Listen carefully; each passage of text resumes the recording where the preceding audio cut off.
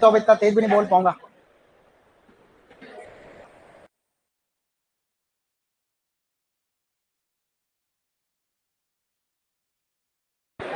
हाँ, हेलो।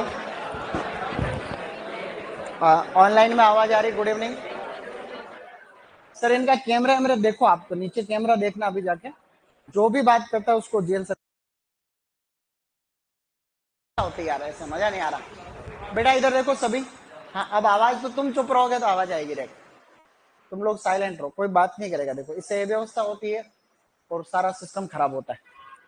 क्योंकि अब जो भी अब तुम्हारा कोर्स है वो काफी सारा हो गया था और किसी कारणवश मैं आ नहीं पाया था। थोड़ी तबीयत ऐसी हो गई थी, डाउन टाइप। वायरल इन्फेक्शन हो गया था, वायरस। और वायरस का कोई इलाज नहीं है, इंसानों में भी नहीं है और पौधों में भी नहीं है। तो इसलिए वो टाइम ज़्यादा लगा, अब भी ठीक ठाक है। तो इसलिए क्या है कि तुम पढ़ने पे फोकस करो, नहीं तो दिक्कत है। मैं तुमको ज्ञान नहीं दे रहा हूँ, लेकिन दिक्कत है। एक महीने में मैं और गाँव रहा था, समाज को देख के आया और अच्छे से। दिक्कत है मतलब, सही में दिक्कत बहुत है। इसलिए क्या है कि पढ़ लो चुपचाप और अपना जो भी लक्ष्य है उसके प्रति जागरूक हो जाओ और कम से कम समय में उसको प्राप्त करो। टाइम बिना लो कि 6 महीने में नौकरी लगना है, 1 साल में लगना है, या जो भी सिस्टम लगना है तो लगना, नहीं तो टाइम खराब मत करो। खुद का, परिवार का, इंस्टीट्यूट का, सबका ही टाइम खराब हो रहा है। इंस्टीट्यूट का तो क्या ही खराब हो रहा है, तुम पैसे दे रहे हो, इंस्टीट्यूट की अर्थव्यवस्था चल रही, तो इंस्टीट्यूट का तो क्या ही खराब हो रहा है।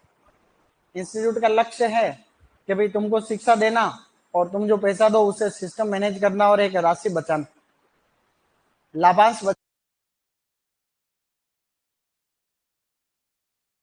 है।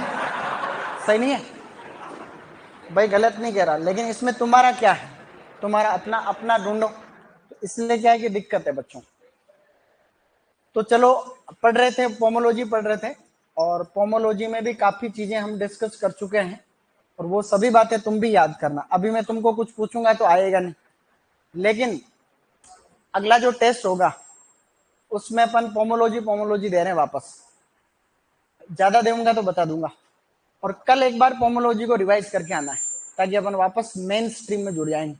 क्योंकि इतने दिनों से क्या हुआ कि भाई मैं तो पढ़ रहा था क्योंकि मैं किताब लेके गया था। मैंने अब फ्री रहा तो मैंने काफी किताबें पढ़ ली, कुछ काम ही नहीं था। बीमार होने के बाद में टेबलेट लेनी, घर वाले भी कुछ नहीं करते, घर वाले भी काम वाम नहीं कर, रेस्ट चल रहा था।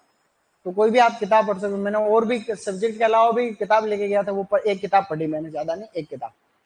तो उसके भी पूरी नहीं पढ़ी उसमें से, लेकिन काफी चीजें पढ़ी। ज्ञान तुमको बताता रहूंगा बीच बीच। लेकिन यूं है कि भैया जरूरी है। पोमोलॉजी में अंगूर पढ़ रहे थे। अंगूर की एक किस्म पढ़ी थी, अर्का कंचन। बच्चे थे किसमें हो, वो डब्ल्यू में आई भी पहले। अनाब है शाही into queen of vineyard, इसका क्रॉस, ये क्रॉस पूछा गया था पहले। ठीक है।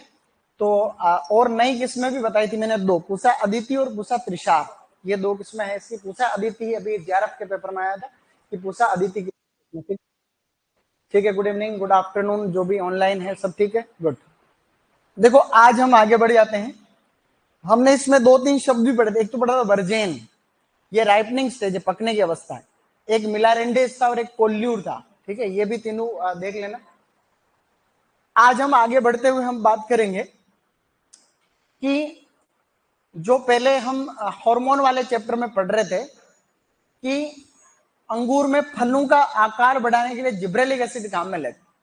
तो यहां पे एक लाइन लिखेंगे अपन बाद में कि भाई अंगूर में फलों का आकार बढ़ाना प्लस बीज रहितता को बढ़ावा देना, सीडलेसनेस को प्रमोट करना, पार्थेनोकार्पे को प्रमोट करने के लिए J3 काम में लेते, जिब्रेलिक एसिड। और उसकी सांद्रता 12वीं की किताब में तो 25 से 50 ppm दे रखी है, लेकिन hand of book of horticulture में 40 से 60 ppm दे रखी। तो अभी एक एग्जाम में प्रश्न आया था एमपीयूटी यूनिवर्सिटी के सुपरवाइजर में, तो उसमें क्या उन्होंने ये वाला सही माना था 50 ppm। तो इसलिए आपको ये ध्यान रखना है। ठीक है, ये प्रश्न अभी हमारे जेट में भी आया था इस साल कि भाई अंगूर में फलों का आकार बढ़ाने के लिए क्या काम में लेते हैं, तो जिब्रेलिक एसिड, हार्मोन है जिब्रेलिक एसिड। सबसे ज्यादा यही काम में आता है हार्मोन। तुम किसी दुकान में जाना, उनको बोला कोई हार्मोन दो, तो J3 सबसे पहले, J3 के साथ माइक्रो न्यूट्रिएंट और आता है। ठीक है, एक नोट करके तो ये बात। एक आजकल क्या, ये अंगूर को जो पैक करते हैं अपन, तो जैसे ये डब्बा है, आपने एक कार्डबोर्ड में इसको पैक कर दिया, तो उसके ऊपर एक रखने का एक पेपर आता है, उस पेपर के अंदर केमिकल आता है सोडियम बाइसल्फाइड। उससे क्या होता है कि वो अंगूर कई दिनों तक खराब नहीं होते। तो ये जो कार्डबोर्ड है उसको कहते हैं ग्रेप गार्ड, उसका नाम है ग्रेप गार्ड। तो ग्रेप गार्ड कुछ नहीं है, कागज का टुकड़ा आता है जो कि केमिकल से ट्रीटेड आता है, और उसमें कौन सा केमिकल आता है, वो आता है sodium bisulphide, sodium by sulphide, sodium by sulphide, sulphide. तो ये प्रश्न आएगा, इस बात की तो कोई गारंटी नहीं, 12वीं की किताब में भी दिया हुआ है। मैं 12वीं किताब को लाइन टू लाइन पढ़ के और आता हूँ तुम्हारी क्लास लेने से पहले, क्योंकि आजकल पेपर उस हिसाब से बन रहे हैं। तो ग्रेप गार्ड कुछ भी नहीं है, एक तरीके से पैकेजिंग पैकेजिंग सामग्री है, बस ऐसे लिख देना पैकेजिंग सामग्री। और ग्रेप गार्ड का मतलब जो खराब होने से बचाता है अंगूर। और अंगूर का जो भंडारण होता है, इसका भंडारण यानी स्टोरेज 0 से 2 डिग्री सेंटीग्रेड के ऊपर, अपेक्षित आर्द्रता है 80 से 85%। क्या ये बहुत ज्यादा इंपॉर्टेंट है, सबकी याद रखना जरूरी है? नहीं है इंपॉर्टेंट, लेकिन फिर भी केले का प्रश्न आया हुआ है, आम का प्रश्न आया हुआ है। केले का भंडारण 13 डिग्री सेंटीग्रेड और 90 से लगभग हमने 85 से 90% अपेक्षित आर्द्रता। हम आम के अंदर भी सेम केस, 12वीं किताब में आम में भंडारण के लिए तापमान दे रखा है 6 से 16 डिग्री सेंटीग्रेड दे रखा है, ये रेंज दे रखी। हमने पढ़ रखा है 12 से 14 डिग्री सेंटीग्रेड, कोई खास बात नहीं है। अब हम थोड़े से रोगों की बात करते हैं। अंगूर के रोग खासा इंपॉर्टेंट। राजस्थान में कोई अंगूर की खेती खास कर थोड़ी ना होती। गंगानगर से कौन कौन है? गंगानगर, हनुमानगढ़, अंगूर की खेती देखी तुमने? वहां थोड़ी बहुत होती है, तो वो गंगानगर हनुमानगढ़ में होती। लगभग 80% अंगूर होता है महाराष्ट्र और कर्नाटका के अंदर। भारत का 80 से 90% अंगूर वहीं होता है। महाराष्ट्र में इतना अच्छा अंगूर होता है कि हम उसको निर्यात करते हैं विदेशों के अंदर, नासिक, पुणे, इसके आसपास, सोलापुर। तो अंगूर के अंदर जो रोग होते हैं उनके बारे में हम हल्की सी बात कर लेते हैं। अंगूर की तो कोई जरूरत नहीं है, लिख दिया अपन ने रोग। तो इसके अंदर एक बीमारी तो नॉर्मल है, जो चूर्णिल आसिता जिसको तुम लोग कहते हो, छच्छा रोग, नाम सुन रखा हमने, चूर्णिल आसिता। तो चूर्णिल आसिता ये वही चूर्णिल आसिता है नॉर्मल वाला, इसी को हम छच्छा रोग कहते हैं। और इसी को दूसरा नाम और क्या है? पाउडरी मिल्ड्यू अंग्रेजी में हम लोग कहते हैं। ठीक है, ज्यादा हम बात नहीं कर रहे इसके ऊपर। तो ये पहले पढ़ रखा है, कवक से होता, मुख्य रोग है इसका। कवक का नाम है अंसिनुला नेकेटर, अंसिनुला नेकेटर। मेरे साथ रिपीट करना है एक बार। हाँ, अंसिनुला नेकेटर। तो ये अंसिनुला नेकेटर से होता है, ये भी 12th की बुक में दे रखा है, ध्यान रखना। और जो भी चूर्णिल आसिता वाले रोग हैं उनके मैनेजमेंट में दवाई कौन सी बताई थी मैंने पहले? है मैनेजमेंट के लिए दवाई बताई, एक तो केराथिन जिसमें सल्फर आता है, और एक दवाई नहीं बताई थी प्रोपिकोनाजोल। तो प्रोपिकोनाजोल। इसके साथ ही मैंने वो प्रश्न बताया था कि सुपरवाइजर का प्रश्न, कि निम्नलिखित में से चूर्णिल आसिता किस किस का मुख्य रोग है? तो चूर्णिल आसिता आम का मुख्य रोग है, बेर का मुख्य रोग है, और अंगूर का मुख्य रोग है, और कुकुरबिट्स का भी मुख्य रोग है ये, कुकुरबिट्स। इसके अलावा पता किसका है? मटर का। मटर के अंदर भी ये बहुत ही सीवियर कंडीशन होती है इसकी, ठीक है ना। तो मटर में भी बहुत होता है। ये तो एक बीमारी होगी। दूसरी, चूर्णिल आसिता में तुम्हें लक्षण तो पता ही, बीएससी के बाद में भी पता नहीं रहते, ये बड़ी दुख की बात। मैं यहां से गया तो तबीयत खराब थी तो गांव चला गया, स्ट्रॉबेरी ऑर्डर कर रखी थी, तो स्ट्रॉबेरी के पौधे लगाए रघुनाथपुरा, तो किसी और से लगवाए। तो सब लोग घर चले गए कि सर यहाँ रह गए, वो भी बीएससी है जी। तो मैं उनको बोल के गया कि भी ड्रिप तो मैं लगवा के गया था रघुनाथपुरा। तो पौधे मंगाए थे हमने 600, तो बेड वेड सब बनवा के गया, लगा दिए पौधे अच्छे सिस्टम से, क्योंकि मैंने लगाने वाला बंदा मैंने भेजा था। अब उन सर को बोला कि 2 दिन छोड़ के पानी देना है, ठीक है। अब वो 2 दिन छोड़ के कंटिन्यू पानी दे रहे हैं। इतनी अकल भी नहीं है कि पानी पहले भरा हुआ है तो भी 2 दिन छोड़ के दे रहे हैं। तो मैं आया तो जीएल सर के बड़े भाई साहब, उनका फोन आया कि यार सर आप कब आ रहे हो, पौधे तो आधे से ज्यादा तो मर गए पौधे। मैंने कहा कोई रोग आ गया दिखे? तो मैंने आके कल देखा तो पौधे तो गल गए सारे, पानी की अधिकता की वजह से गल गए। पैर दे तो पैर ही अंदर जा रहा हो। तो मैंने कहा पानी पिलाने का किसको बोला आप? अरे वो सर हैं जो पिलाते थे, आपने ही तो बोला था कि 2 दिन के बाद पिलाना। अरे मैंने कहा कि अकल बड़ी भैंस, कि भाई भैंस बड़ी है। तो ऐसे लोगों को जब देखते हैं ना तो भैंस भी सिर उठा के जाती है कि बड़ी तो मैं ही हूं, है। तो अब यूं है, अब उनको यह नहीं पता, बीएससी कर ली, कि किसी पौधे को पानी की आवश्यकता है कि नहीं।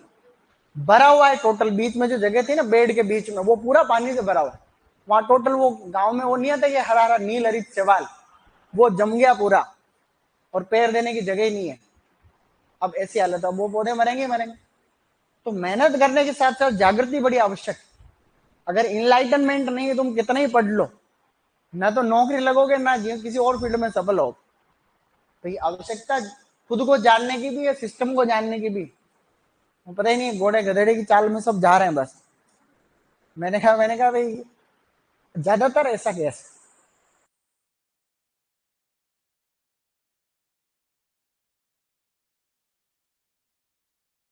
मैं बताऊं तुमको, उनको बोला, ये आज से नहीं, जेल सर को भी बोला, उनको बोला जैसे पंखा लगाना, ठीक है।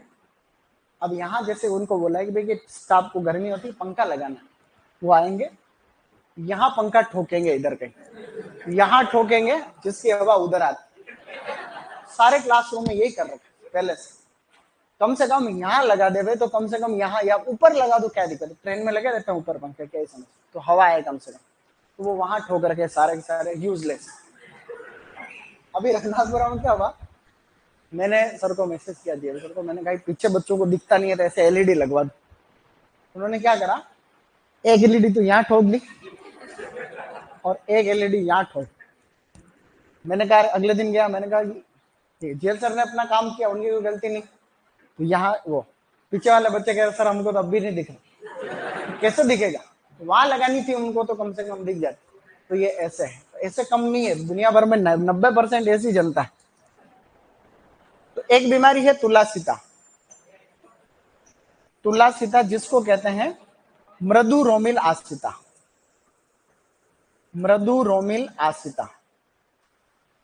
तो ये डाउनी मिल्ड्यू है, डाउनी मिल्ड्यू। और ये बीमारी डाउनी मिल्ड्यू वाली ऊपर वाली से भी ज्यादा महत्वपूर्ण है। इसके पीछे कारण तुम्हें पता होगा, तुमने पढ़ा ही होगा। जो बोर्डेक्स मिश्रण की खोज हुई थी, बोर्डो मिश्रण, वो इसी रोग से संबंधित है। तो ये भी कवक से होने वाली प्रॉब्लम है, और इस कवक का नाम है प्लाज्मोपोरा विटिकोला। प्लाज्मोपोरा, हाँ ये याद रखना, प्लाज्मोपोरा विटिकोला, विटिकोला। ये बीमारी सबसे पहले वहीं हुई थी फ्रांस में, अंगूर के अंदर होने वाली इंपॉर्टेंट बीमारी में से है। तो इसके मैनेजमेंट में जब हम पढ़ते हैं ना, मैनेजमेंट, तो इसके मैनेजमेंट में हम पहले तो बोर्डो मिश्रण ही पढ़ते हैं, बोर्डेक्स मिश्रण या बोर्डो मिश्रण। तो ये बोर्डो मिश्रण की जो खोज हुई थी उस टाइम पे, वो जो खोज इसी कवक से संबंधित है। प्रश्न आता है कि बोर्डो मिश्रण की खोज का संबंध किस कवक से है, तो प्लाज्मोपोरा विटिकोला। इसके कंट्रोल के लिए ही इसको बनाया गया था पहली बार। किसने बनाया था वो भी आप लोगों ने पढ़ रखा है। तो ये जो बोर्डो मिश्रण बनाया था सबसे पहले प्रोफेसर पी ए मिलार्डेट, मिलार्डेट। तो प्रोफेसर पी ए मिलार्डेट बोर्डो यूनिवर्सिटी वहां फ्रांस के अंदर, तो उस यूनिवर्सिटी में इन्होंने जो है फ्रांस में, तो फ्रांस के अंदर 1885 1882 अलग अलग किताब में अलग अलग दे रखा, फ्रांस के अंदर सबसे पहले इसको बनाया। तो एक तो इसका कंट्रोल शुरुआत में ये, और आजकल तो कई दवा, जैसे बोर्डो मिश्रण में क्या क्या होता है, यहाँ कोष्टक में लिख दो, जैसे कॉपर सल्फेट होता है, तो इसके अंदर होता है कॉपर सल्फेट। इसके अलावा क्या होता है इसमें, इसमें होता है चूना, और इसके अलावा इसके अंदर होता है पानी, ठीक है ना। ये होता है 5:5:50, वो गैलन के अंदर, वो आप पैथोलॉजी के अंदर पढ़। दूसरे आजकल की दवाई कौन सी है, रिडोमिल, रिडोमिल गोल्ड। रिडोमिल आती है वैसे दवाई, लेकिन आजकल रिडोमिल गोल्ड आने लगी। रिडोमिल गोल्ड दवाई का महत्व बड़ा है, इसमें मेटालेक्सिल आता है, मेटालेक्सिल। ये मार्केट में अभी भी मिल जाएगी तुमको। मेटालेक्सिल के अलावा इसमें मैंकोजेब आता है। अपन जो भी दवाइयां पढ़ते हैं ना, वो सारी तुम्हें दुकान पे मिल जाएगी, सभी अभी के टाइम की दवाइयां सारी। तो डबल एओ का एक प्रश्न है, डबल एओ में आया पहले, कि जो रिडोमिल दवाई है, या फिर प्रश्न यूं था कि भाई जो तुलासिता या मृदुरोमिल आसिता के लिए खास इसी के कंट्रोल के लिए जो दवाई है उसका नाम है रिडोमिल। अब रिडोमिल ऑप्शन में नहीं आकर के मेटालेक्सिल आया था, मेटालेक्सिल। तो मेटालेक्सिल केमिकल कंटेंट और ये इसका ट्रेड नेम है। तो रिडोमिल आ सकता है, रिडोमिल गोल्ड भी आ सकता है। तो ये दोनों आप, बोर्डो मिश्रण की खोज कहाँ हुई? फ्रांस में हुई। किसने की? पीए मिलाडेट ने की। क्या क्या होता है? कॉपर सल्फेट, चूना और ये जल। ये किससे संबंधित है? किसकी खोज? तो ये मृदुरोमिल आसिता या डाउनी मिल्ड्यू। तो ये पाउडरी मिल्ड्यू है, पाउडर जैसा चूर्ण पत्ती के ऊपर की साइड दिखता है और नीचे की साइड कवक की ग्रोथ होती है, इसे डाउन यानी नीचे, तो डाउनी मिल्ड्यू, ये डाउनी मिल्ड्यू। ये पहले बता चुका हूं, इसलिए अपन वापस नहीं लिख रहे हैं। तो दो रोग तो ये हो गए। एक तुम्हारे निमेटोलॉजी का प्रश्न भी आता है कई बार, तुमने नाम भी सुन रखा है, इसको हम लोग कहते हैं ग्रेप वाइन फेन लीफ वायरस। ग्रेप फेन लीफ वायरस, ये तुमने पहले पढ़ा हुआ है मेरे हिसाब से। इसको बोलते हैं ग्रेप वाइन फेन लीफ वायरस। तो ये वायरस है, ये वायरस है, और ये वायरस इंपॉर्टेंट इसलिए है कि इस वायरस को फैलाता निमेटोड है। इसका जो वाहक कीट है स्टूडेंट, यह है निमेटोड। तो निमेटोड इसको फैलाता, और पीजी का पेपर होता है उसमें निमेटो वाले पार्ट से इस निमेटोड का नाम भी आता है। तो बताओ इस निमेटोड को क्या कहते हैं आप? जीफिनेमा इंडेक्स। इसका जो नाम है वो है जीफिनेमा इंडेक्स। जीफिनेमा इंडेक्स, ये याद रह जाए तो बहुत अच्छी बात। तो ग्रेप वाइन फेन लीफ वायरस जो है, इसको फैलाता कौन है? निमेटोड। और इस निमेटोड का नाम क्या है? जीफिनेमा इंडेक्स। बोलो मेरे साथ एक बार, जीफिनेमा इंडेक्स। तो तीन रोग हो गए, पाउडरी मिल्ड्यू, डाउनी मिल्ड्यू और ये। ठीक है, एक कीट दे रखा है 12th में, वैसे इसका कोई खास कीट नहीं है एग्जाम में आने लायक, उसको फ्लीहा बिटल कहते हैं। फ्लीहा बिटल। तो ये जो फ्लीहा बिटल है, इसको हम लोग कहते हैं स्केलोडोंटा स्ट्राइगिकोलिस। स्केलोडोंटा स्केलोडोंटा स्ट्राइगिकोलिस। स्ट्राइगिकोलिस, ये याद रहे तो रखना, बाकी कोई खास बात नहीं है इतनी। उन्होंने दे रखा है 12th में, मुख्य कीट में एक दे रखा है फ्लीहा बीटल, ब्रंग कीट इसको बोल रखा, ब्रंग, ब्रंग कीट बोल रखा है। तो ये ब्रंग लगता है इसमें, और इसको हमने क्या बोल दिया? स्केलोडोंटा स्ट्राइगिकोलिस। एक बार रिपीट करो, हाँ बोलो, स्केलोडोंटा स्ट्राइगिकोलिस। एक कीट का नाम बता रहा हूं, तुम बताना वो कौन सा है, ठीक है? ओडियोपोरस लोंगिकोलिस, केले के अंदर लगता है, शूडोस्टेम विविल है क्या? एक है कोस्मोपोलिटस सोर्डिडस, वो भी केले का राइजोम विविल है, राइजोम विविल, और वो है आपका शूडोस्टेम विविल। ठीक है, तो ये यहाँ पे अपना अंगूर समाप्त होता है। ठीक है, तो अंगूर के ये बेसिक डेटा एक बार लिख लो, फिर नई क्रॉप शुरू करें। इसमें लाइन बोल रहा हूं नोट नंबर 1 में।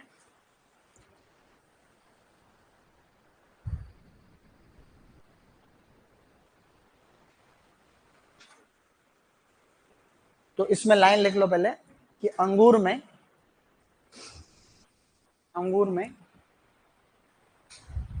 फलों का आकार बढ़ाने हेतु, अंगूर में फलों का आकार बढ़ाने हेतु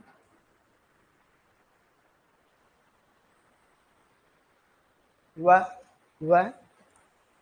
पार्थेनोकार्पी बढ़ाने हेतु, अंगूर में फलों का आकार बढ़ाने हेतु वह पार्थेनोकार्पी, पार्थेनोकार्पी में समझ तो बीज रहितता बढ़ाना। ठीक है, पार्थेनोकार्पी बढ़ाने हेतु जिब्रेलिक एसिड, डेस बढ़ाने हेतु करके डेस लगा के जिब्रेलिक एसिड लिखना, GA3 40 से 60 ppm। अंगूर में फलों का आकार बढ़ाने हेतु वह पार्थेनोकार्पी बढ़ाने हेतु जिब्रेलिक एसिड। फिर नीचे 2 लाइनें लिखिए, वो तुरंत लिख लो। वो देखो पानी नहीं है, डॉक्टर ने मेरे को बोला पानी पीते रहना। तुम मत लाओ, उनको बोल देता हूँ, जबकि उनको यहाँ इतनी सारी बोतल पड़ी हुई है। फिर इसके नेक्स्ट आगे वाला लिख लेंगे अपन।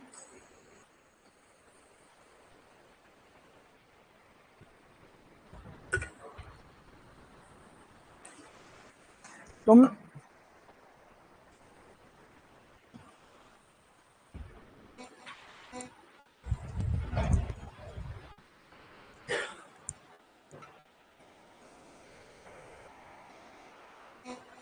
क्या बात, चले आगे। तुम्हारी क्लास में कितने बैच बैठे हुए हैं? फर्स्ट बैच, सेकंड भी है, थर्ड, डब्ल्यू का थर्ड अलग हो गया, फोर्थ, तीसरा वाला, तीसरा है नहीं इसमें, तीसरा भी है ना, चौथा भी है, पांचवे वाले अलग हो। ये रोग लिखो। हाँ कोई नहीं कोई नहीं कोई नहीं।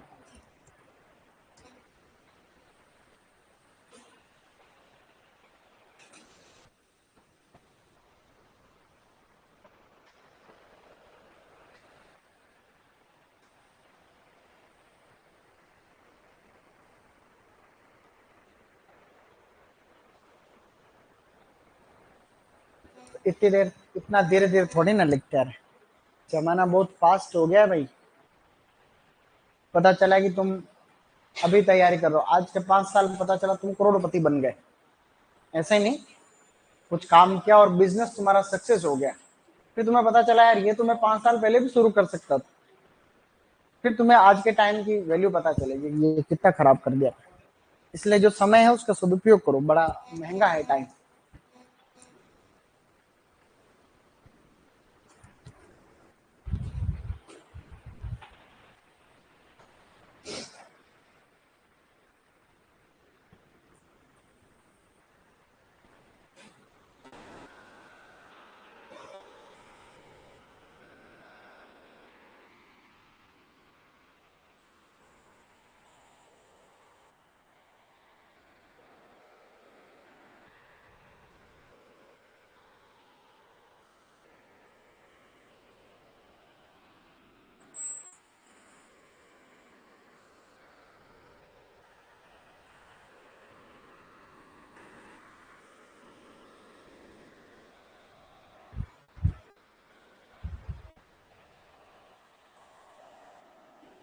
एग्जाम की डेट आई थी तुम्हारी, कब है पता है?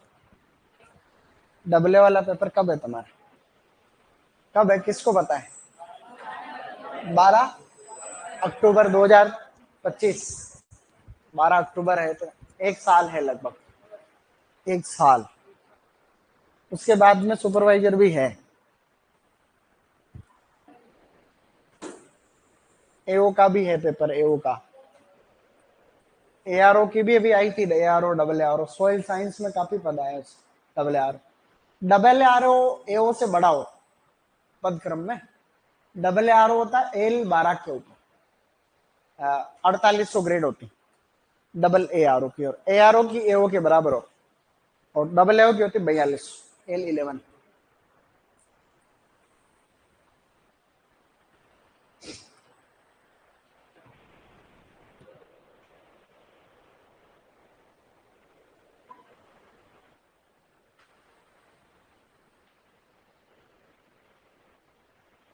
अपने हरीश सर आते हैं ना, वो भी डबल एओ है, हरीश सर, हरीश सर आते हैं ना, हरीश सर तो फॉर्म बिडिंग अभी तक नहीं चला, कोर्स अब चलेगा शायद,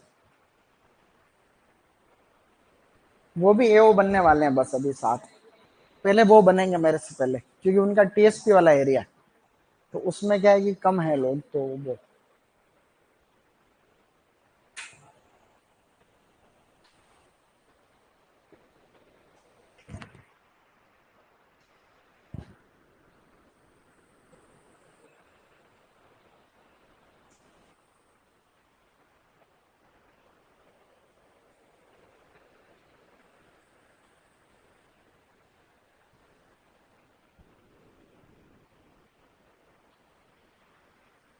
अगर तुम आज बन जाते हो एओ, अगर तुम आज एओ बन जाते हो तो 2 साल तक तो तुमको 40,000 मिलेंगे बस, ठीक है, 39,300 रुपये। 2 साल बाद में तुमको लगभग सैलरी हो जाएगी 95,000, 56,100 तो बेसिक है उसका, 56,100 बेसिक, और अभी 53% डीए है और 10% एचआर है, तो 56,100 का आप जोड़ लो 63%, ठीक है, तो 91 के आसपास हो।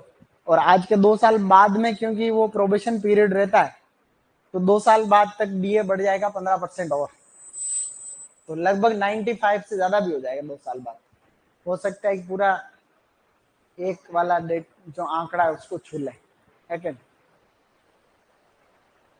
और 2 साल बाद तक तो वेतन आयोग और लग जाएगा 8वां।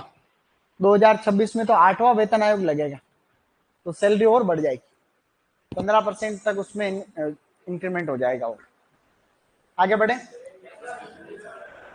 ये क्या सैलरी का बीच बीच में बताना जरूरी रहता है, इससे क्या ठीक रहता है, उससे थोड़ी एनर्जी मिलती।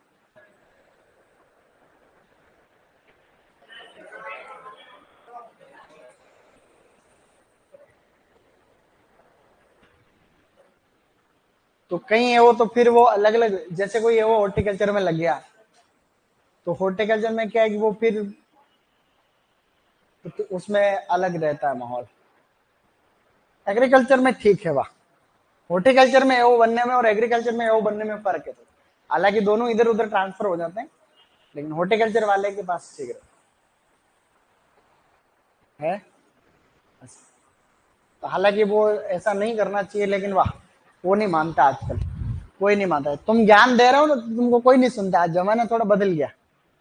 तुम कोई ज्ञान की बात कर रहे हो, ईमानदार हो, बनो, ऐसे बनो, वैसे बनो, तो तुमको कोई भाव ही नहीं देगा। और तुम अगर कोई ऐसा गुण सिखा रहे हो, भ्रष्टाचार कैसे करो, किस तरीके से 2 नंबर के पैसे कमा सकते, हर कोई सुनेगा तुम।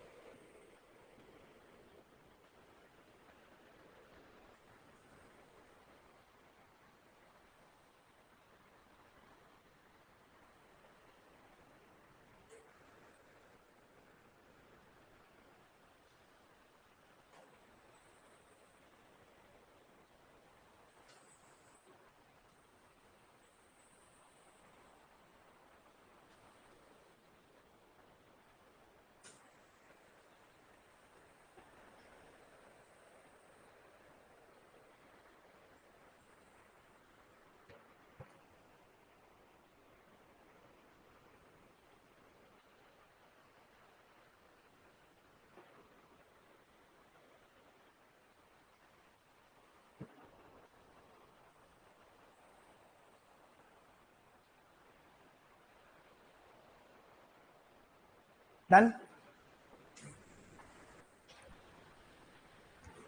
अब एक लास्ट क्रॉप और है, उसका पता है क्या नाम? आम बच गया, सबसे महत्वपूर्ण फसल है आम। लेकिन डबल एओ में पीजी के जिससे नहीं होता, पीजी में तो फर्जी बड़ा होता। फर्जी बड़ा का मतलब पेपर बनाने वाले फर्जी लोग होते। पूरी हॉर्टिकल्चर पढ़ने के बाद में वो पता नहीं क्या प्रश्न पूछते हैं, वही जानते, जिस प्रश्न का कोई महत्व नहीं है। लेकिन डबल एओ में तो अच्छे प्रश्न आते हैं, तो डबल एओ में कोई दिक्कत नहीं। डबल एओ में तो एक चीज और हमें ध्यान रखना, नौकरी वाले जितने भी पेपर होते हैं ना, उनमें साफ सुथरा पेपर ज्यादा आता है। नौकरी में क्या है, फिर लड़के क्या है, रीट लगा देते हैं, ये वो, तो कहीं विवादास्पद हो जाता, तो इसलिए पेपर बड़ा साफ सुथरा आता है, सीधी चीजें पूछी जाती है ऐसे। बढ़े आगे। किस किस के छूट गया? किसी के नहीं छूटा। अब हम नेक्स्ट क्रॉप पढ़ रहे हैं आम। भारत से जो एग्रीकल्चर के प्रोडक्ट ज्यादातर निर्यात होते हैं ना, निर्यात, उसमें मैंगो पल्प की भी टॉपर में रैंक है। मतलब दूसरे तीसरे नंबर पे है मैंगो पल्प। सबसे ज्यादा हम बेचते खीरा एंड गरकिन्स, कुकुम्बर एंड गरकिन्स। गरकिन्स जानते हो, जो छोटे छोटे छोटे छोटे डोट वाला खीरा होता है, तो ये तो खीरा ही है। उसको जैसे खीरे को बोलते हैं कुकुमिस सेटाइवस, उसको बोलते हैं कुकुमिस एंगुरिया। ठीक है, तो वो सबसे ज्यादा प्रिजर्व करके, उनको प्रोसेस करके, डिब्बा बंदी करके फिर बेचा जाता है। और मैंगो पल्प की भी रैंकिंग है, मतलब टॉपर में, दूसरे तीसरे नंबर में एग्रीकल्चर जो प्रोडक्ट है उसमें मैंगो पल्प, आम का जो गुदा होता है उसको निकाल के बेचते हैं हम। अब सबसे ज्यादा हम क्यों बेचते हैं? क्योंकि सबसे ज्यादा उत्पादन ही हमारे यही होता है। भाई आम पूरी दुनिया में सबसे ज्यादा यही होता है, 40-45% आम भारत में होता है पूरी दुनिया का। 200 देश है लगभग दुनिया में। तो इसका पहले बेसिक डेटा लिख देते हैं, मेरे साथ ही लिखेंगे, ठीक है? मेरे साथ लिख लो बेसिक डेटा, क्योंकि पहले से पता है हमको। तो आम को मेंजीफेरा इंडिका कहते हैं, मेंजीफेरा इंडिका। तो मेंजीफेरा इंडिका थोड़ा सा आप लोग देखेंगे, ये पहले ही क्लास में हमने पढ़ लिया था, थोड़े दिन बाद में और बैकअप क्लास लगाएंगे। तो उसमें जो है एनाकार्डियस, इसका कुल होता है एनाकार्डियस। और एनाकार्डियसी काजू का भी होता है, काजू और पिस्ता। मैंने पहले बताया तुमको, स्टार्टिंग वाली क्लास में बताया था शायद, काजू और पिस्ता दोनों का एनाकार्डियसी ही होता है कुल। गुणसूत्र संख्या 40 होती है और सेंटर ऑफ ओरिजिन जो है Indo Burma, Indo Burma, Indo Burma, Indo Burma जो कि दक्षिणी पूर्वी एशिया का ही एक पार्ट। अभी हमारे यहाँ साथी एक मैडम है, वो उनकी फैमिली सहित इंडोनेशिया घूम के आए थे अभी, बाली, बाली, बाली करके जगह है, वहां घूमने गए थे इंडोनेशिया। कह रहे कि हम 10-11 लाख रुपए खर्च करके आए, 10-11 लाख रुपए घूमने घूमने में खर्च किए, हालांकि इंडोनेशिया, बाली। हम तो कहां से लाए 10 लाख रुपए 10 लाख रुपया तो बहुत होता है भाई साहब, 10 लाख रुपए बहुत होते हैं। 10 लाख रुपए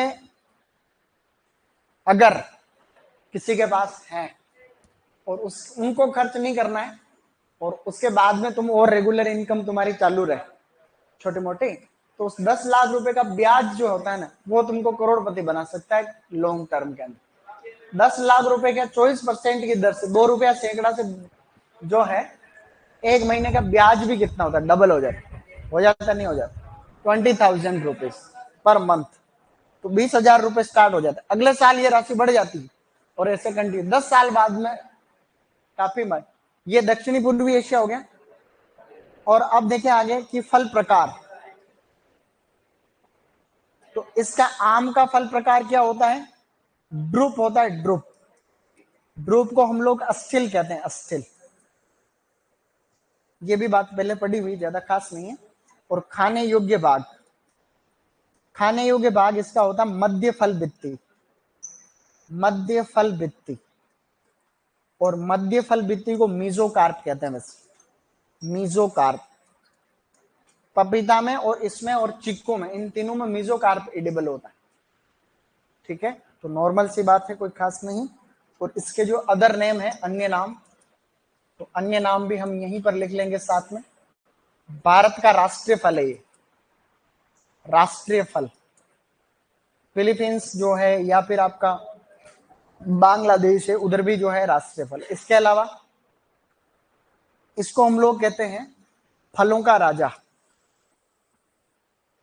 फलों की रानी किसको बोला था रे, मैंगोस्टीन को बोला था, ठीक है। और इसको बाथरूम फल भी कहते हैं, बाथरूम फल, बाथरूम फ्रूट, ठीक है। इसके कुछ अन्य नाम है, इसको फलों का राजा, भारत का राष्ट्रीय फल, या ये इसके अन्य नाम, ठीक है।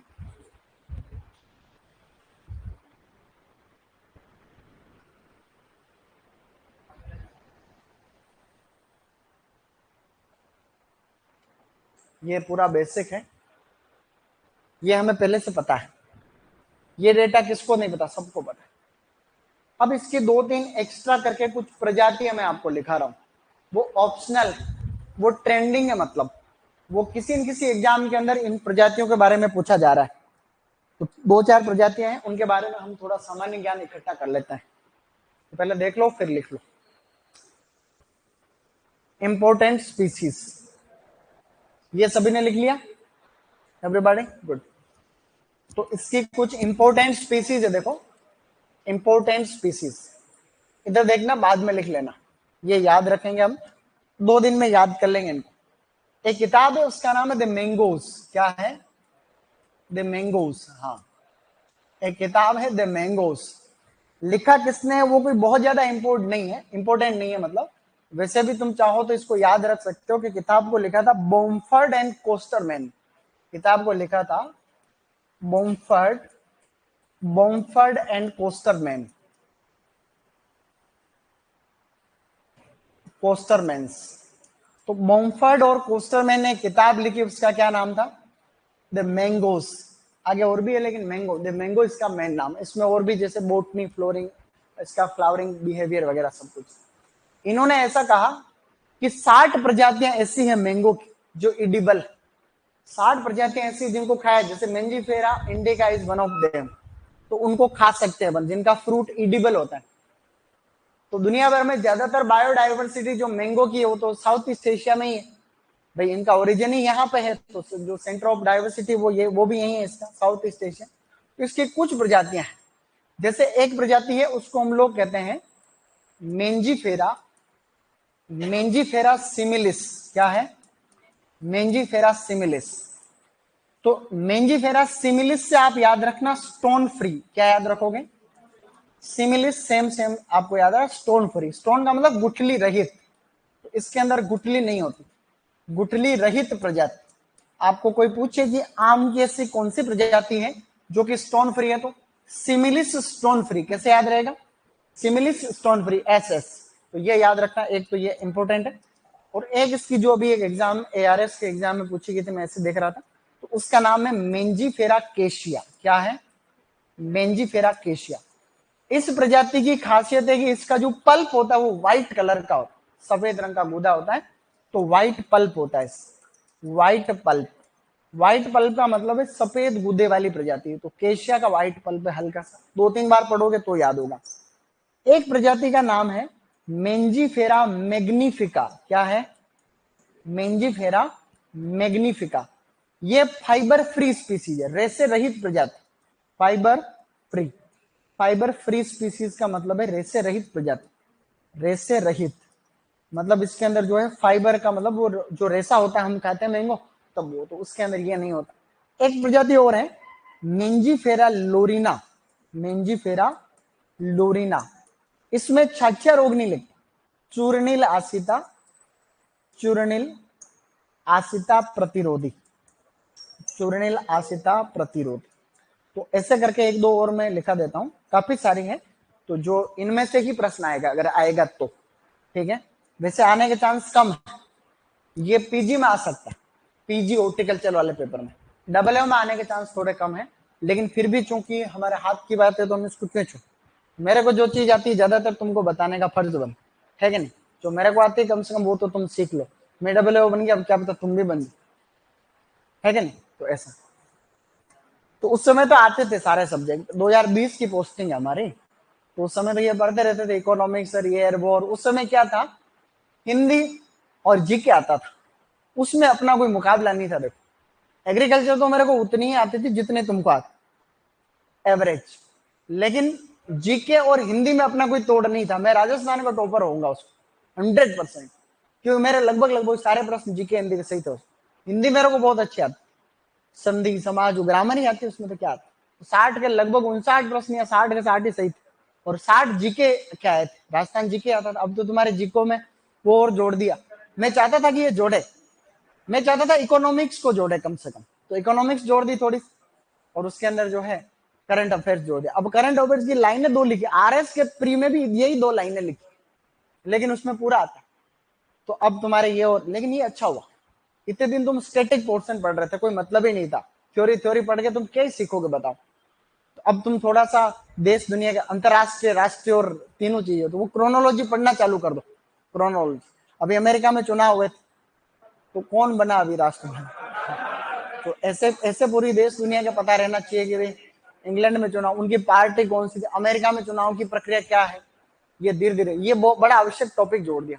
अब डब्ल्यू बनेगा तो वो हाइब्रिड बनेगा, उसको सारी जानकारी। यस, पहले वाला तो स्टैटिक था, रटंत विद्या वाला था, ये 2 लाइनें जोड़ने से बड़ा अच्छा हो गया काम। तो एक और है मेंजीफेरा ओडोराटा। मैं ये नहीं चाहता कि तुम डब्ल्यू बने, मैं ये चाहता हूं कि तुम कुछ सीखो कम से कम। तुम बाद में बनते रहोगे डब्ल्यू, नहीं तो और कुछ बन जाओगे। तो ऐसा, ये जो ओडोराटा है इसमें सर्वाधिक टीएसएस होता है, highest TSS, highest total soluble solid, कुल घुलनशील ठोस पदार्थ मेंजीफेरा ओडोराटा में होता है। एक लास्ट प्रजाति और बच गई है, वो याद रखनी, वो सबसे जरूरी वाली है, वो उसको मेंजीफेरा पजान कहते हैं। मेंजीफेरा पजान, मेंजीफेरा, इसका सबसे बड़ा फल होता है, लार्जेस्ट फ्रूट, सबसे बड़ा फल, सबसे बड़ा फल। तो इसका सबसे बड़ी साइज का फ्रूट होता है, और केले के जैसे छिलका भी उतार सकते हैं। केले के जैसे, जैसे केले के जैसे, पता नहीं तुम भी देख रहे हो हिंदी में पूरे कैसे सही वैसे लिखना आ नहीं रहा प्रॉपर। केले के जैसे, सही लिखा मैंने, छिलका उतारा जा सकता है, छिलका उतारा जा सकता है, जा सकता है, ठीक है ऐसे। तो ये इसका एक फोटो देख रहे हैं अपन, ठीक है ना। मैंगी फेरा पजांग का फोटो देख रहे हैं, इसका मैंने और भी देखा, वीडियो काफी देखे हुए हैं इस पे, यूट्यूब पे आता है सारा का सारा, ठीक है ना। तो यहाँ देखो मैंजी फेरा, मैंजी फेरा पजांग, इसका फ्रूट ऐसा मतलब यूं बाहर से इसका अपीरियंस थोड़ा ऐसा, ये ऐसा फ्रूट है, सो इजीली पील्ड लाइक बनाना, बनाना के जैसे यू कैन पील इट इस तरीके से। हाँ वही तो, ये तो साइज भी फ्रूट की थोड़ी बड़ी है, और ये जंगली है देखो, देसी, देसी टाइप।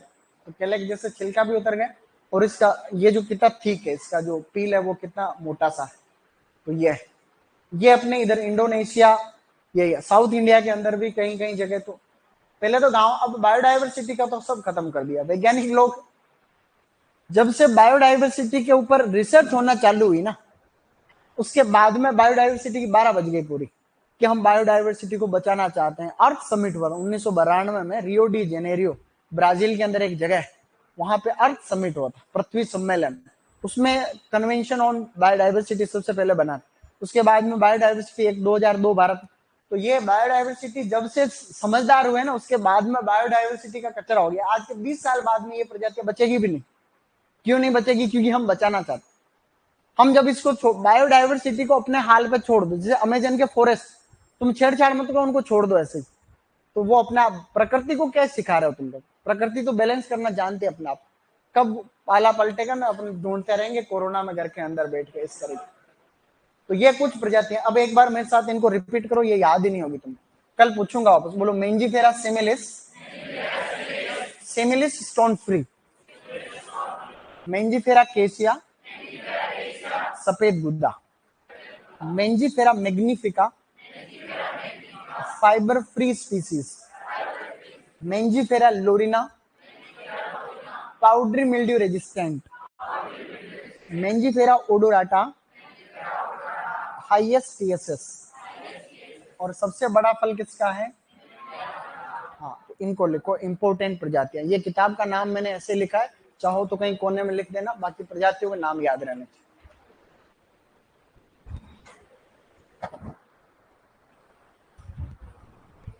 हिंदी भी जोड़ना चाहिए था, हाँ, हिंदी जोड़ते तो और अच्छा था। मैं चाहता था हिंदी और जीके तो जुड़ना ही चाहिए। देखो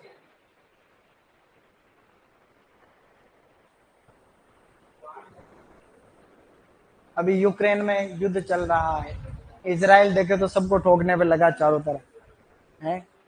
तो ये पूरी तुम कम से कम दुनिया में चल क्या रहा है ये तो बता रहे हैं। बहुत आवश्यक, आज के जमाने में जब पूरा सिस्टम बदल रहा है तो बहुत आवश्यक।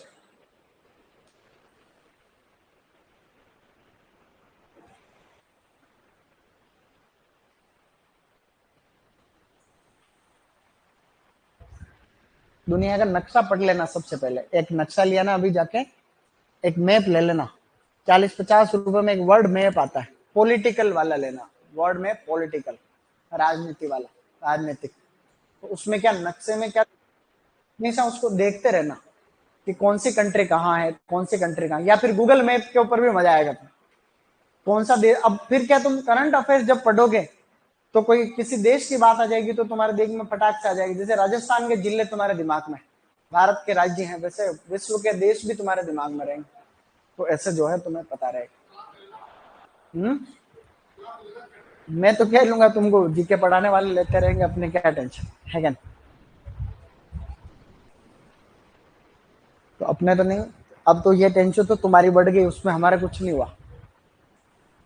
अच्छा है लेकिन पैटर्न भी वो हो गया था। और मैं बीमार हो रहा था तभी एक वीडियो बनाया था मैंने, डब्ल्यू की तैयारी कैसे करें, यूट्यूब पे बनाया। तैयारी नहीं साली, सॉरी, तैयारी कैसे करें वो तो अब बनाना है। वो तो खाली वैकेंसी आई, विज्ञप्ति वो बनाया था, उसको 20,000 लोगों ने देखा था। इसका मतलब 20,000 लोग तो तैयारी कर ही रहे हैं, तो 20,000 व्यूज आ गया उसके ऊपर।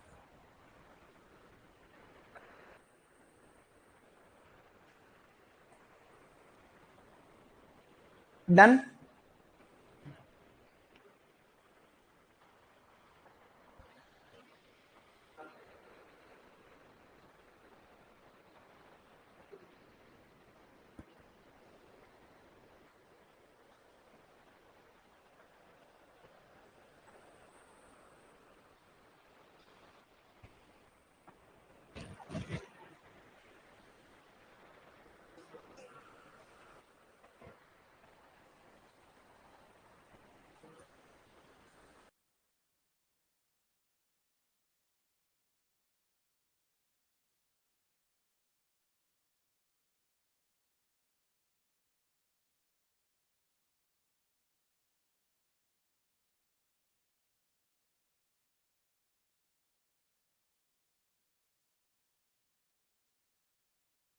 कर लेना। और 11वीं 12वीं की किताब पढ़नी ही है। 11 12th की बुक तो हमेशा पढ़नी ही तुमको। तुम्हारे पास में 11वीं और 12वीं की किताब होनी चाहिए। देखो उसको फ्री टाइम में पढ़ लिया कभी, तो याद मत करो लेकिन रीडिंग तो करो। उससे तुमने जो मैटर पढ़ा है वो कम से कम जुड़ता रहेगा एक दूसरे। डन।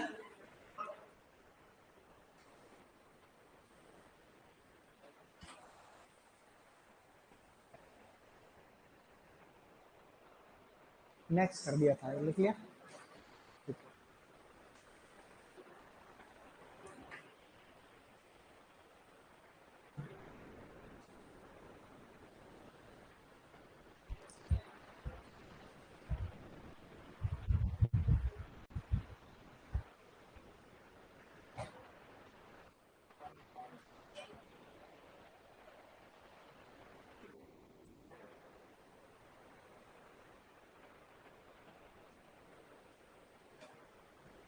अब लिखो सामान्य जानकारी। 2-4 पॉइंट सामान्य जानकारी के है। इसके बाद में जनरल इंफॉर्मेशन कहते हैं उसको। सामान्य जानकारी के जो ध्यान रखो, एक फ्रूट होता है पिल्लू। पिल्लू पिल्लू एक फल होता है। पिल्लू जानते हो? हाँ, पहले वैज्ञानिक नाम लिखा रखा है पिल्लू का। वैज्ञानिक साल्वेडोरा। साल्वेडोरा स्पीसीज तुमको लिखा रखा। पिल्लू फल का वैज्ञानिक नाम लिखा रखा, किस किस को पता है? किसी को नहीं पता? वापस लिखा दो। लिखो सामान्य जानकारी, और मेरे साथ में ही 2-4 पॉइंट लिख लो फटाक से। सामान्य जानकारी, जनरल इंफॉर्मेशन। वो पॉइंट लगभग लगभग हमने पढ़े हुए हैं, इसलिए कोई भी दिक्कत नहीं है, हमने पहले पढ़ रखे। सबसे पहले, आम के अंदर जो पीलापन होता है गूदे का, वो बीटा कैरोटीन के कारण होता है। बीटा कैरोटीन, ठीक है? तो जो पीलापन है वो बीटा। साथ में लिख लो 2 मिनट में फटाफट। दूसरा, इसमें अम्ल कौन सी पाई जाती है? तो उस चैप्टर में हमने पढ़ा सिट्रिक एसिड होती है। मैंगो के अंदर स्टूडेंट्स सिट्रिक एसिड। बहुत बढ़िया। इसके अलावा आम में विटामिन ए होता है, सर्वाधिक विटामिन ए। सर्वाधिक विटामिन ए। विटामिन ए सभी फलों में सबसे ज्यादा इसी में होता है। सब्जियों में जबकि बथुआ बताया था मैंने, बथुआ की पत्तियां, बथुआ लीव्स, एंड सेकेंड नंबर पे कोलोकेसिया लीव्स बता रखा, ठीक है? 4800 IU, 4800 इंटरनेशनल यूनिट प्रति 100 ग्राम। दूसरे नंबर पे पपीता है। पपीता के अंदर 2020 IU होता है, 2020 IU प्रति 100 ग्राम। तो विटामिन ए के मामले में फ्रूट में पका हुआ आम पहले नंबर पे है। बहुभ्रूणता पाई जाती, बहुभ्रूणता पाई जाती, बहुभ्रूणता पाई जाती है, अच्छी बात है। बहुभ्रूणता और किस किस में पाई जाती है? सिट्रस में। सबसे ज्यादा सिट्रस में ही होती है। और इसकी खोज किस में हुई थी? सिट्रस ओरेंटियम, सौर ऑरेंज। बताए सौर ऑरेंज जिसको कहते हैं, सौर ऑरेंज, सिट्रस ओरेंटियम। इसके अलावा जामुन, इनके अंदर जो है बहुभ्रूणता होती है। बहुभ्रूणता हम जानते हैं एक ही बीज में एक से ज्यादा भ्रूण का पाया जाना बहुभ्रूणता कहलाता है, ऐसा हमने पढ़ा। लास्ट पॉइंट है, इसके बीज में प्रोटीन, बीज में 9.5% प्रोटीन होता है। तो इसका जो सीड है, इट कंटेन्स 9.5% प्रोटीन। अदरवाइज एक प्रोसेस होती है डी सेपिंग। डी सेपिंग का मतलब होता है रस निकालना। इसमें जो रस निकालने की प्रक्रिया है उसको डी सेपिंग कहते हैं। रस को तो सेप कहते हैं, पर वैसे रस को कहते हैं सेप, और रस को निकालने को डी सेपिंग कहते हैं। डी सेपिंग, रस निकालना, डी सेपिंग। रस निकालने को बोल रहे हैं डी सेपिंग। Okay, good. सामान्यतः टीएसएस, सामान्यतः जो किस्म है उनमें जो टोटल सोलुबल सॉलिड होता है ज्यादातर किस्मों में वो 12 से 14 डिग्री ब्रिक्स होता है। ज्यादातर किस्मों में जो टीएसएस होता है वो 12 से 14 डिग्री ब्रिक्स, ज्यादातर किस्मों में टोटल सोलुबल सॉलिड 12 से 14। लेकिन जो सर्वाधिक टीएसएस वाली किस्म है सर्वाधिक टीएसएस उसका नाम है जेवियर। सर्वाधिक टीएसएस जिस किस्म में होता है उसका नाम है जेवियर किस्म। जेवियर किस्म जिसके अंदर 24 डिग्री ब्रिक्स होता है, ये याद रखना, ये इंपॉर्टेंट हो गई बात। जेवियर किस्म में सबसे ज्यादा टीएसएस होता है, ये याद रखने वाला बिंदु है, जेवियर वेराइटी। जबकि प्रजाति कौन सी है तो मेंजिफेरा ओडोरा, मेंजिफेरा ओडोरा।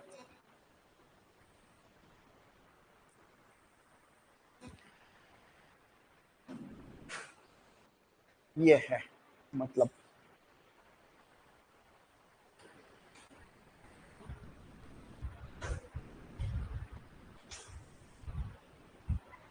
तुम्हें सिट्रस के रोग वगैरह याद है कुछ?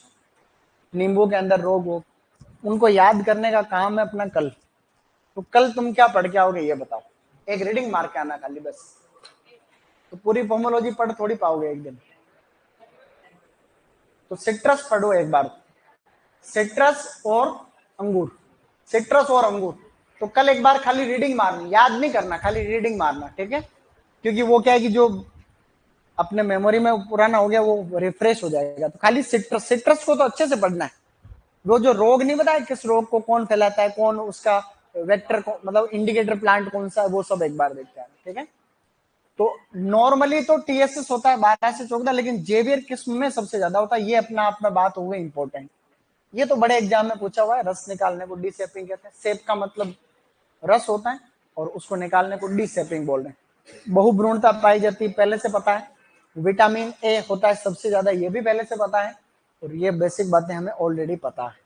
तो क्या हमने कुछ पढ़ा अभी? कुछ नहीं पढ़ा। ये तो चूर्ण लाक्षिता मेन रोग है अंगूर का, बोलो अनसिनुला नेकेटर। तुलासीता का है प्लाज्मोपोरा विटिकोला। रेडोमिल जो दवाई आती है गोल्ड, उसमें दो चीजें आती है देखो, मेटालेक्सिल और मैंकोजेब। ग्रेप वाइन फेन लीफ वायरस को फैलाता निमेटोड, उसका नाम है जिफिनेमा इंडेक्स। क्या है? प्रीपीजीएम आया हुआ क्वेश्चन है, प्रीपीजी से आता रहता है। और फ्लिहा बिटल को बोलते हैं स्केलोडोंटा स्ट्राइगिकॉलिस। क्या कहेंगे? स्केलोडोंटा स्ट्राइगिकॉलिस। बस इतनी सी बेसिक बातें आप सभी को ध्यान रखनी है, बाकी कोई भी खास बात है नहीं, ठीक है? उसको कर देते हैं सेव स्टूडेंट्स और फिर देखते हैं आगे।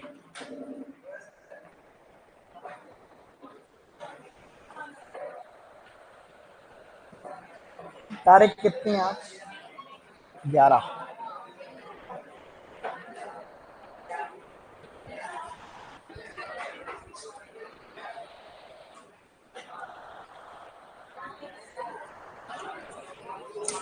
चलो